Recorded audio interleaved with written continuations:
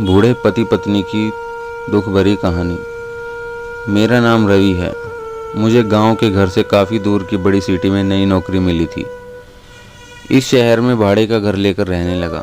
पड़ोसी के तौर पर घर के सामने ही एक घर था जिसमें एक बुजुर्ग जोड़ा रहता था। दोनों बिल्कुल अकेले थे, मतलब ना कोई बेटा, ना बेटी, ना नाती, ना पोते, यानी कि संयुक्त परिवार नहीं था। मैं एक संयुक्त परिवार का सदस्य था, इसलिए मुझे अक्सर उनके बारे में विचार आते रहते थे। मुझे देखकर बुरा लगता था, इतनी उम्र होने के बाद भी उनको देखभाल करने वाला कोई भी उनके साथ नहीं था। जब मैं सुबह ऑफिस के लिए निकलता था तो देखता था कि दादी जी अपने कपकपाते हुए हाथों से दादाजी को चाय देती थी। वैसे ही कपकपाते हाथों में कप लिए दादाजी चाय पीते थे।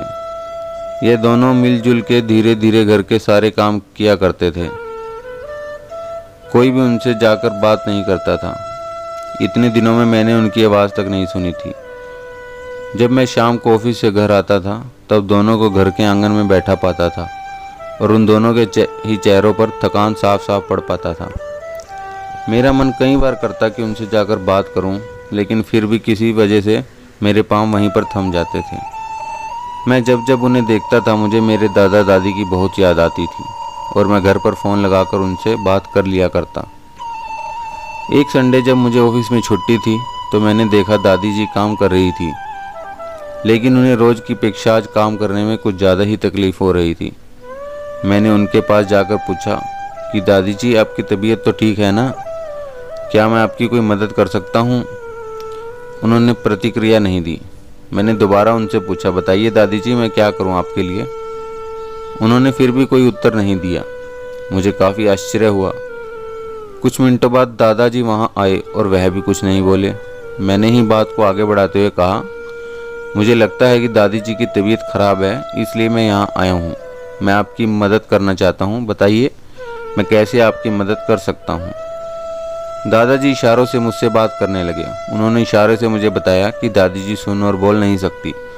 उन्होंने यह भी बताया कि वे खुद भी बोल नहीं सकते, वह सिर्फ सुन सकते हैं, मेरी बात समझ सकते हैं। उन्होंने इशारे से दादी से कुछ कहा और दादी ने मेरी तरफ देखकर मेरे माथे पर हाथ फेरा। मैं उन लोगों की तरफ देखता ही रहा और ना जाने कब मेरी आंखों से आंसू बहने लगे। उस दिन के बाद जब जब मुझे समय मिलता मैं उनके पास चला जाता। वह मुझ पर बहुत प्यार बरसाते। अब तो मुझे उनके इशारों की मीठी भाषा भी बहुत अच्छे से समझ में आने लगी थी। एक दिन मैंने दादाजी से पूछा कि वह अकेले क्यों रहते हैं, क्या उन्हें कोई औलाद नहीं है? दादाजी ने दादी को इशारे से समझाया कि मैंने उससे क्या पूछा।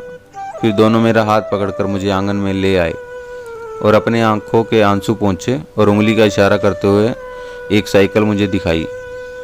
साइकिल को देखकर मैं समझ गया कि उनके परिवार वाले उन्हें छोड़कर कहीं जा चुके हैं। अब उनके हिस्सों में केवल यादें ही बची हैं। उन्हें रोता हुआ देखकर मैं भावुक हो गया और मैंने दोनों को गले से लगा लिया। उन्होंने मेरे ऊपर अपने सीने में सालों से बंद प्यार के बादलों से प्यार की इतनी बारिश कर दी कि मैं पूरी तरह उसमें भीग गया। दोस्तों, इस कहानी से कई लोग कनेक्ट कर पाएंगे, क्योंकि यह सिर्फ कहानी नहीं है, यह कई सारे बेचारे बुजुर्ग लोगों की सच्ची दास्तानें हैं। दोस्तों, अगर हमारी इस कहानी से कहीं आपको दिल को छुआ हो तो ऐसे ही वीडियो को देखने के लिए हमारी वीडियो को लाइक करें, अपने दोस्तों के साथ शेयर करें और चैनल को सब्सक्राइब ज़रूर करें। धन्यवाद।